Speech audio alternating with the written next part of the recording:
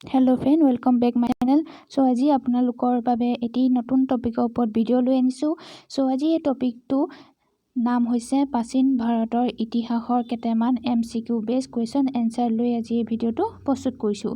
চ' ভিডিঅ'টো শেষলৈকে চাব বুলি মই আশা ৰাখিলোঁ, কাৰণ যিবিলাক কুৱেশ্যন এনচাৰ ইয়াত দিছোঁ সেইবিলাক আপোনালোকৰ আহিবলগীয়া এক্সামসমূহৰ বাবে নিশ্চয় হেল্প হ'ব বুলি মই আশা ৰাখিলোঁ। চ' ভিডিঅ'টো শেষলৈকে চাব আৰু ভিডিঅ'টো যদি চাই ভাল পায় লাইক কৰি দিব। চ' আহক ষ্টাৰ্ট কৰোঁ আজি ভিডিঅ'টো ফাৰ্ষ্ট কুৱেশ্যনটো। কুৱেশ্যন 1, প্ৰথম বেদখনৰ নাম কি?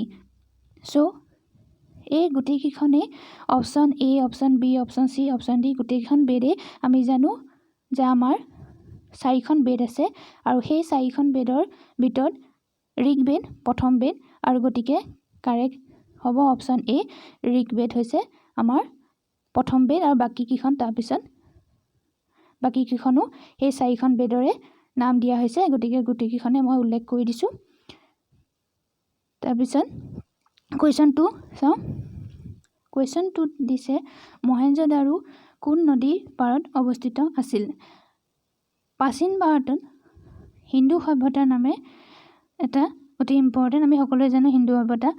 তাত হিন্দু সভ্যতাত হৰপ্পা, মহেঞ্জোদাৰো এনেকৈ চহৰ আছিলে, গতিকে সেই হিন্দু সভ্যতাৰ এখন অতি ইম্পৰ্টেণ্ট চহৰ হৈছে মহেঞ্জোদাৰো। সেই মহেঞ্জোদাৰো চহৰখন কোন নদীৰ পাৰত অৱস্থিত আছিল বুলি ইয়াত সোধা হৈছে কুৱেশ্যনটোত। চ' এইকেইটা অপশ্যন আছে। অপশ্যন A কৈছে সিন্ধু নদী, অপশ্যন B ৰবি নদী, অপশ্যন C যমুনা নদী আৰু অপশ্যন D গংগা নদী। চ' এনচাৰ কাৰেক্ট কোনটো হ'ব? অপশ্যন A হ'ব সিন্ধু নদীৰ পাৰত মহেঞ্জোদাৰো চহৰখন, হিন্দু সভ্যতাৰ মহেঞ্জোদাৰো চহৰখন অৱস্থিত আছিল। কুৱেশ্যন 3, গান্ধাৰ মহাজন পদৰ ৰাজধানীৰ নাম কি আছিল? সেই সময়ত প্ৰাচীন ভাৰতত কিছুমান মহাজন পদ সৃষ্টি হৈছিলে আৰু সেই মহাজন পদসমূহৰ ভিতৰত গান্ধাৰ এখন উল্লেখযোগ্য মহাজন পদ আছিল। আৰু সেই গান্ধাৰ মহাজন পদখনৰ ৰাজধানীৰ নাম কি ইয়াত সোধা হৈছে। চ' এইকেইটা অপশ্যনৰ ভিতৰত কাৰেক্ট অপশ্যনটো হ'ব অপশ্যন D, তক্ষশিলা আছিল গান্ধাৰ মহাজন পদৰ ৰাজধানী। কুৱেশ্যন 4, প্ৰাচীন ভাৰতত কেইখন মহাজন পদ আছিল? চ' প্ৰাচীন ভাৰতত কেইখন মহাজন পদ আছিলে এইটো কুৱেশ্যনটোত সোধা হৈছে। চ' অপশ্যন A হ'ব কাৰেক্ট, 16খন মহাজন পদ আছিল।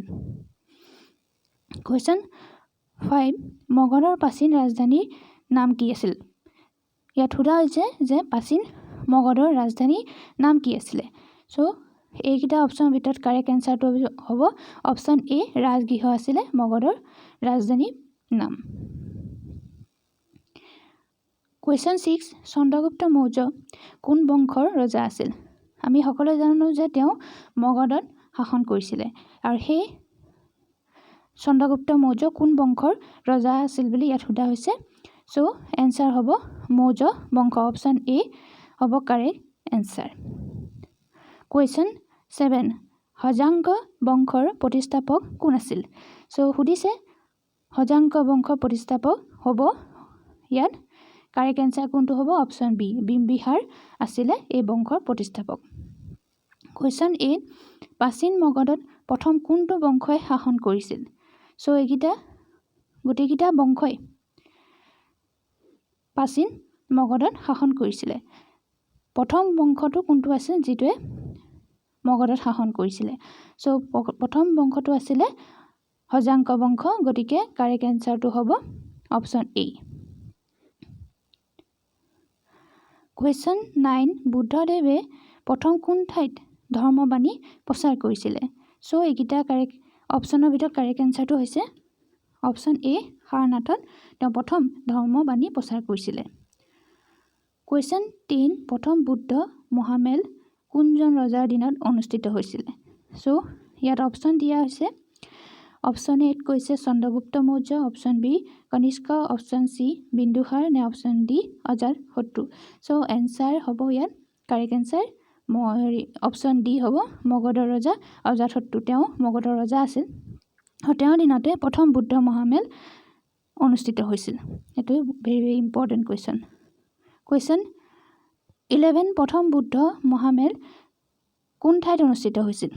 এতিয়া আমি কোন ৰজাৰ দিনত অনুষ্ঠিত হৈছিল সেইটো গম পালোঁ। এতিয়া সোধা হৈছে কোন ঠাইত বা কোন ৰাজধানীত বা ৰাজ্যত অনুষ্ঠিত হৈছিল। সো এইকেইটা অপশ্যনৰ ভিতৰত কাৰেক্ট এনচাৰটো হ'ব অপশ্যন এ ৰাজগৃহত অনুষ্ঠিত হৈছিল আৰু কাৰ দিনত হৈছিল অজাতশত্ৰুৰ দিনত হৈছিল আৰু অজাতশত্ৰু ক'ৰ ৰজা আছিল মগধৰ ৰজা আছিল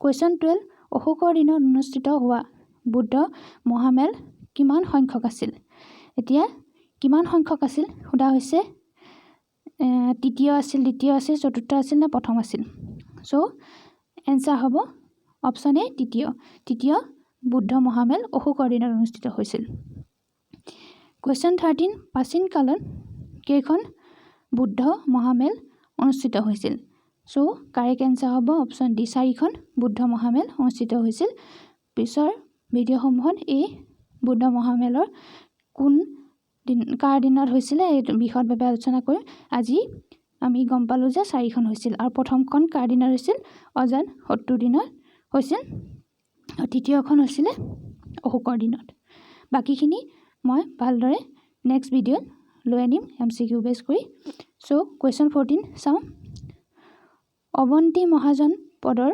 ৰাজধানীৰ নাম কি আছিল সো এইটো এটা কুৱেশ্যন সুধিছে যে অৱন্তী মহাজন পদ 16খন আছিল তাৰ ভিতৰত অৱন্তী এখন ইম্পৰ্টেণ্ট সো সেই অৱন্তী মহাজন পদৰ ৰাজধানীৰ নাম আছিল উজ্জয়িনী অপশ্যন এ কাৰেক্ট হ'ব কুৱেশ্যন 15 নন্দ বংশৰ শেষ ৰজা কোন আছিল এতিয়া এই নন্দ বংশই ক'ত শাসন কৰিছিলে মগধতে শাসন কৰিছিলে আৰু তাৰ সেই বংশৰ শেষ ৰজাজনৰ নাম কি আছিল সুধিছে সো অপশ্যন ডি ধনানন্দ তেওঁ আছিলে এই বংশৰ শেষ ৰজা আৰু মহাপদ্মনন্দ হৈছে এই বংশৰ ফাউণ্ডাৰ প্ৰতিষ্ঠাপক আছিল তেওঁ প্ৰতিষ্ঠা কৰিছিল আৰু ধনানন্দ এই বংশৰ শেষ ৰজা আছিল সো আজিলৈ ইয়াতে শেষ হৈছে ভিডিঅ' কুৱেশ্যন এনচাৰবোৰ আশা কৰিছোঁ আপোনালোকে শেষলৈকে ভিডিঅ'টো চাইছে আপোনালোকে ভাল পাইছে সো লাইক কৰি দিব আৰু ভিডিঅ'টো যদি ভাল পাইছে আগলৈ এনেকুৱা ভিডিঅ'সমূহ চাই থাকিবলৈ